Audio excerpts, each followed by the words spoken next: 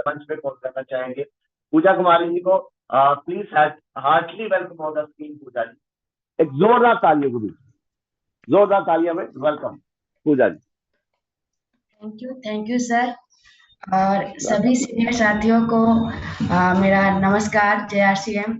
और सभी सहयोगी साथियों को मेरा नमस्कार JRCM। मेरा नाम हुआ पूजा मेहता। मैं डाल्टनगंज झारखंड की रहने वाली हूँ और मैं चाचा जी की टीम से ही हूँ। और मेरा RCM के पीछे जो जर्नी है, आज मैं कुछ शेयर करना चाहूंगी। जब मेरी शादी हुई थी तो सर उस समय भी पढ़ लिख के मुकाम पे थे, लेकिन पार्ट 2 चल रहा था उस टाइम। तो शादी करके लोग घूमने जाते हैं, शिमला मनाली जाते हैं, लेकिन मैं शादी करके सबसे पहले भीलवाड़ा गई थी। और भीलवाड़ा जाने के बाद मुझे वहां पता चला कि मेरे सर किस चीज में काम करते हैं, कैसा इंडस्ट्री में काम करते हैं। और यहाँ पे मैं वहां पे जब गई तो मैं TC सर से मिली, राकेश सर से मिली, प्रमोद सर से मिली, मैं Recording in लगभग सभी progress. सीनियर साथी से मिली वहाँ। और मुझे बहुत बहुत अच्छा लगा। मैं उस समय ISC की पढ़ाई कर रही थी, मैं उसमें पढ़ाई कर ही रही थी। और जब मैं ऐसे पढ़ाई कर रही थी तो मुझे लगता था कि मुझे कुछ करना है, कुछ मतलब जॉब वगैरह लेना है, मुझे मतलब सरकारी जॉब करना है, ये सब। लेकिन जब मैं वहां से आई तो मुझे लगा कि नहीं, इससे अच्छा प्लेटफॉर्म कुछ भी नहीं हो सकता है। और मैंने ऐसे पढ़ाई MSc किया हुआ है, मैथ ऑनर्स है मेरा। और मैं अपने समय का कॉलेज टॉपर भी, थर्ड टॉपर भी रह चुकी हूँ, लेकिन मैंने आज तक कोई फॉर्म फिलअप नहीं किया। क्योंकि जब मैं भीलवाड़ा गई तो मुझे वहां पे सारे सपने दिखने लगे, सारे जितने भी मतलब फ्यूचर के जो भी थे मुझे सब साफ साफ नजर आ रहे थे। तो मैंने फिर कोई फॉर्म फिलअप नहीं किया, पढ़ाई मैंने की, पढ़ाई करती रही। और MSc फाइनल करने के बाद अब मैं लगातार इसमें शामिल हूँ, लगातार मैं इसको कर रही हूँ। और इसके पीछे थी कि मैं थोड़ा सा, हमारे जीवन में बहुत सारे उतार चढ़ाव आए हैं RCM को करते करते। कुछ फैमिली के साथ विरोध हुआ, मायके से विरोध हुआ, ससुराल से विरोध हुआ। लेकिन हम लोग दोनों जब ठान लिए कि नहीं, जब करना है RCM करना है, RCM ही हमारी जिंदगी है। और इसमें हम लोग लगातार लगातार लगातार इसमें लगे रहे। और आज स्टार पर्ल के मुकाम पे हैं। और जब मैं इसको कर रही थी तो होता था कि तुम जॉब करो, तुम अच्छी पढ़ी लिखी हो, अच्छा तुम्हारा पढ़ाई का स्टेटस है। लेकिन मुझे पता था कि मैं क्या कर रही हूँ, मेरे हस्बैंड क्या कर रहे हैं। क्योंकि मैं इसमें जब गई थी तो मुझे बचपन से ही था कि मेरे मतलब मेरे सब मायके तरफ से सब कोई जॉब में है, सभी लोग जॉब में। मेरे दादाजी स्टेशन मास्टर थे। और मेरे पिताजी अभी फिलहाल क्या बोलते पोस्ट ऑफिस विभाग में है, माता जी टीचर हैं। तो वहां पे मुझे ये होता था कि पढ़ो, पढ़ के और आपको जॉब करना है, जॉब करना है। लेकिन मैंने कोई उस तरह का अपने पर मतलब मन पे बोझ नहीं रखा, मैं सबका बात सुनती रही और RCM को ही लगातार दिल से करती रही। इसको करते करते हमने मायके से भी विरोध सहा है, ससुराल से भी विरोध सहा है, क्योंकि इनकी माता जी भी मदर इन लॉ मेरी बोलती थी कि बेटा आप पढ़े लिखे हो, जॉब करो। मेरा बेटा तो गलत संगत में पढ़कर ये पता नहीं क्या कर रहा है। और तुम उसका सपोर्ट मत करो, तुम पढ़ाई करी हो, जॉब करो। लेकिन मुझे पता था, क्योंकि मैं भीलवाड़ा गई थी और लगभग लगभग हर मीटिंग, हर सेमिनार, हर ट्रेनिंग को मैंने अटेंड किया है। तो मुझे पता था कि ये क्या कर रहे हैं और मुझे भी पता था कि ये क्या है। क्योंकि मैं बचपन से जानती थी कि मुझे समाज का सेवा करना है, समाज के लिए कुछ करना है मुझे। क्योंकि मैं जब भी उस तरह के लोगों को देखती हूँ तो मेरे अंदर थोड़ा सा भावनाएं आती है, थोड़ा अलग, कि लोगों का मैं कैसे सहयोग कर सकूं। तो मैं इसमें लगातार सर का साथ दिया है। कोई भी निगेटिव माहौल हो, पॉजिटिव माहौल हो, मैंने इनका कभी पैर नहीं खींचने का काम किया, मैंने हमेशा इनका सहयोग दिया। और सहयोग करते करते हम लोगों ने हर विपरीत परिस्थिति को झेला है, जो भी छोटा सा छोटा। कभी कभी ऐसा समय होता था कि घर में खाने का नहीं होता था, क्योंकि फैमिली का सपोर्ट नहीं था, तो हम लोग दोनों ही सिर्फ थे। तो जब घर में खाने का नहीं होता था तो हम लोग मतलब किसी तरह से चावल वगैरह ऐसे ही खा करके फील्ड में लेके चले जाते थे। एक दिन भी फील्ड को हम लोगों ने मिस नहीं किया है। फील्ड में हमेशा हम लोग रहे हैं, हमेशा हम लोगों ने लोगों के साथ अच्छा व्यवहार बनाया है। और ये तो खैर बिजनेस है, ऊपर चढ़ता है नीचे गिरता है, इससे कोई फर्क नहीं पड़ता है। फर्क इस बात से पड़ता है कि आपके इसके बारे में क्या सोच है, आप इसको किस जुनून, किस एक्साइटमेंट के साथ इस बिजनेस को कर रहे हैं, फर्क इस बात का पड़ता है।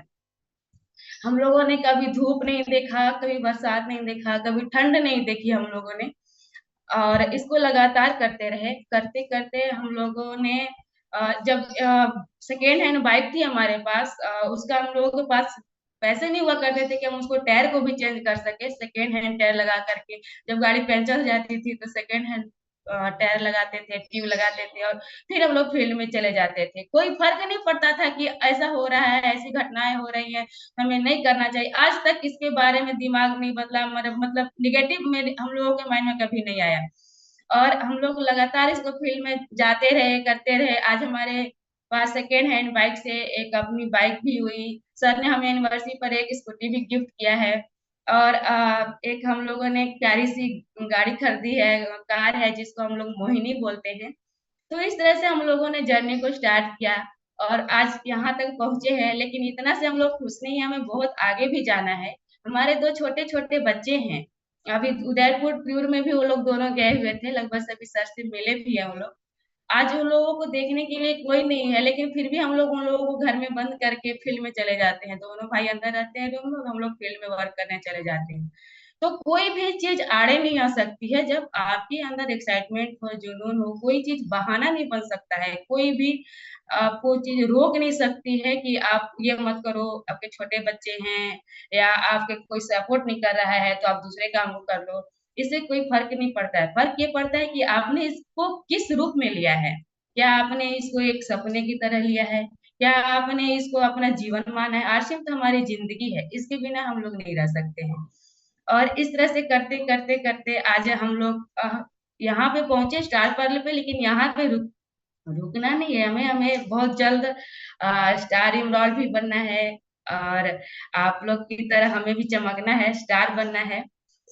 तो आगे मैं क्या बताऊं, जिन बहुत हम लोगों ने जी है आरसीएम के साथ, बहुत कष्टप्रद जिंदगी भी जी है और बहुत खुशहाली जिंदगी भी जी है।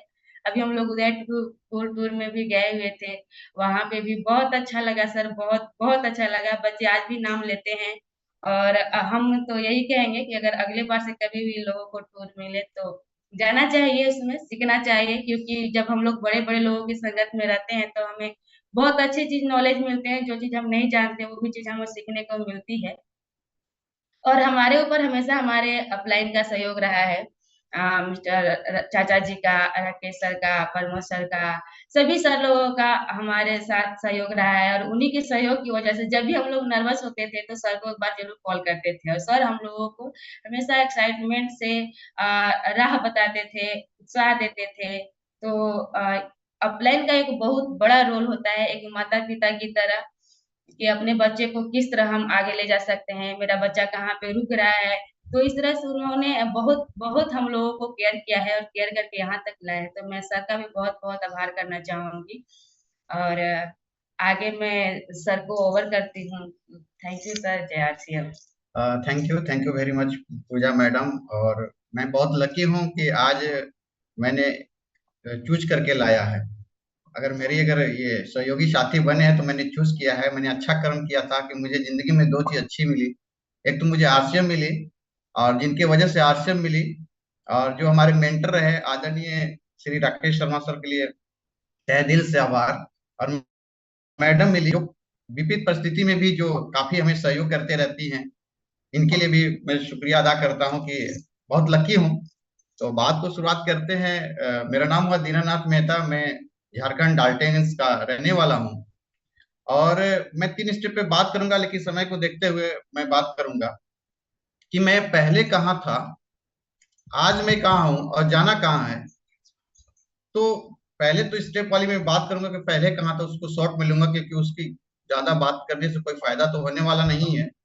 लेकिन मैं बताऊं दोस्तों, तो मेरा जन्म जो हुआ एक छोटे से परिवार में हुआ, जिसमें माँ, पिताजी, 2 बड़ी बहन और मैं। अगर रहने की मैं बात करूं, एक खपड़ैल की मकान। अगर जमीन की बात करूं तो 436 स्क्वायर फीट यानी 1 डिसमिल जमीन, जिससे भरण पोषण चलता था। खाने की भी दिक्कत आती थी, रहने की भी दिक्कत आती थी। तो इस स्थिति में जो है मेरे पिताजी अपने बच्चे के लिए, हमारे परिवार के परवरिश करने के लिए दूसरे के यहाँ खेती बाड़ी भी करते थे, बनियारी जिसको बोलते हैं, साथ में राजमिस्त्री के काम किया करते थे, जिससे हमारा घर का भरण पोषण चला करता था। अगर स्कूली शिक्षा की अगर मैं बात करूं तो मेरे स्कूली शिक्षा जो है वो सरकारी स्कूल में हुआ है। और इतनी पैसे की तंगी होने की वजह से अगर मैं बात करूं सभी साथियों के बीच में, तो शायद कोई ऐसा साथी होगा कि दूसरे के पेन जो फेंकते थे तोड़ करके, उससे मैं उसके अंदर का जो रिफिल होती थी उससे मैं लिखा कर पढ़ाई किया करता था। जो एग्जाम देते थे, एग्जाम के बाद में जो लास्ट पेपर बचते थे सादा, उसको फाड़ करके मैंने सीख करके उससे पढ़ाई मैंने की है।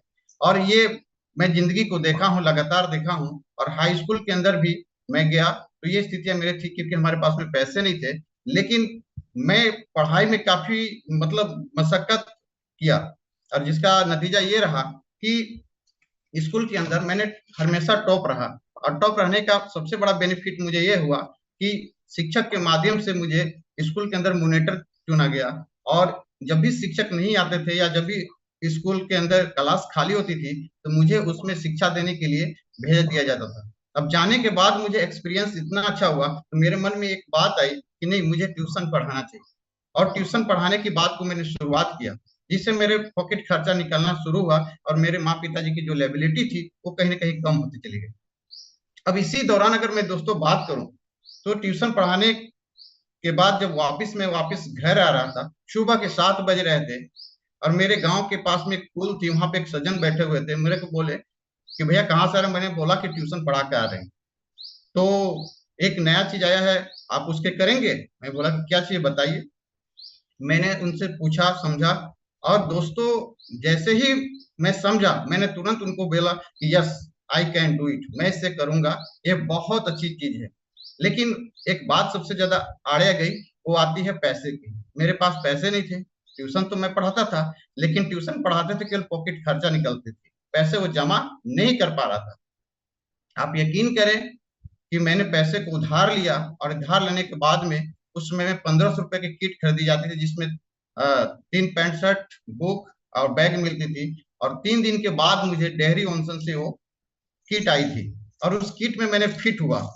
और फिट होने के बाद जो है, आफ्टर 1 मंथ के बाद में जो है, एक प्रोग्राम हो रही थी डेहरी ऑनसन, और जिनके द्वारा मुझे ज्वाइनिंग कराया गया था, उन्होंने कहा कि एक सर बड़ी प्रोग्राम हो रही है, नेशनल लेवल के लीडर आ रहे हैं, अगर आप उसमें चलेंगे तो आपकी जिंदगी चेंज हो जाएगी। ये बात सुन करके जिंदगी चेंज हो जाएगी, तो रियली में अंदर से बड़ी गुदगुदी हुई, क्योंकि मैं जिंदगी को काट रहा था, किसी तरह जी रहा था, मैंने काफी दुख झेल रहे थे। और मैं दोस्तों बताऊं तो डाल्टनगंज से डेहरी जाने के लिए मात्र 20 रुपया का फेयर होता था ट्रेन के अंदर, वो पैसे भी मेरे पास में नहीं थे। और मैं बताऊं, बड़ी रिस्क लेकर के उस ट्रेन के अंदर विदाउट टिकट के माध्यम से गया था, और हॉल का टिकट उस सज्जन के माध्यम से लिया गया था जिन्होंने मुझे ज्वाइनिंग कराया था। और मैं पीछे सबसे पीछे बैठा हुआ था, उस समय एंकरिंग कर रहे थे। आज ये सिस्टम में वो नहीं है, मैं लेकिन फिर भी नाम लेना चाहता हूँ, विश्वजीत झा। और मैं उसी समय डिसीजन लिया, इनकी एंकरिंग इतनी अच्छी लगी कि मुझे स्टेज तक आना है। जब प्रोग्राम खत्म हुई और सर से मैं मिलने के उपरांत जब हाथ सर से मैं मिलाया, मिलाने के बाद वो सारी एनर्जी मेरे अंदर ट्रांसफर हो गई। मेरे अंदर जब ट्रांसफर हुई तो मेरे जुबान से एक शब्द निकला, क्या सर मैं इसमें कामयाब हो सकता हूँ? तो उन्होंने बोला कि यस, कामयाब हो सकते हो। और मैं वहां से चार्ज हुआ, और एक लास्ट डिसीजन लेकर वहां से मैं निकला, अब मैं करूंगा लाइफ में तो आरसीएम करूंगा, इसके सिवाय और कुछ नहीं करूंगा। इतनी जुनून पैदा हो चुकी है। आने के बाद में ट्यूशन के सारे चीजें जितनी भी थी वो सारी चीज छोड़ दिया, क्योंकि मेरे को 20 रुपए पैसे नहीं मिले थे, मैं इतनी मेहनत कर रहा था, वो मेरे जिंदगी का एक बिल्कुल हेल्दी पॉइंट थी। और छोड़ने के बाद आने के बाद शुरुआत किया, और शुरुआत जैसे ही किया, मैं प्रोडक्ट यूज किया, मीटिंग को देखा, और उसमें बताई गई थी कि आप एक तरफ 3 आदमी, दूसरी तरफ सेकेंड लेग में 2 आदमी ज्वाइनिंग करेंगे तो आपके यहाँ चेक आएगी। और वो चेक मेरे घर में पहला आया 652 रुपया का। और मैं इतनी चार्ज हुआ कि ये सफर लगातार चलती रही। ये मेरा पहला पॉइंट है। नेक्स्ट जब भी टाइम मिलेगी तो मैं अपनी बात को, इसके दौरान बहुत सारी चीजें और भी मुझे आरसीएम से मिली है, जिसके ऊपर मैं बात करूंगा। और आने वाला फ्यूचर में मेरी क्या टारगेट है, इसकी भी मैं बात करूंगा। तब तक के लिए मुझे इजाजत चाहिए। नमस्कार, जय R, it's all my real story. Thank you very much. Okay sir, thank you very much, thank you very much, बहुत बहुत धन्यवाद सर आपका। जबरदस्त तरीके से आपकी जो आज का जो स्टोरी पार्ट है वो पूजा जी का रहा। पूजा जी ने बड़ा शानदार बताया कि अपने एमएससी की हुई है, मैथ से क्वालिफाइड है, और जो प्रेशर रखता है ससुराल की तरफ से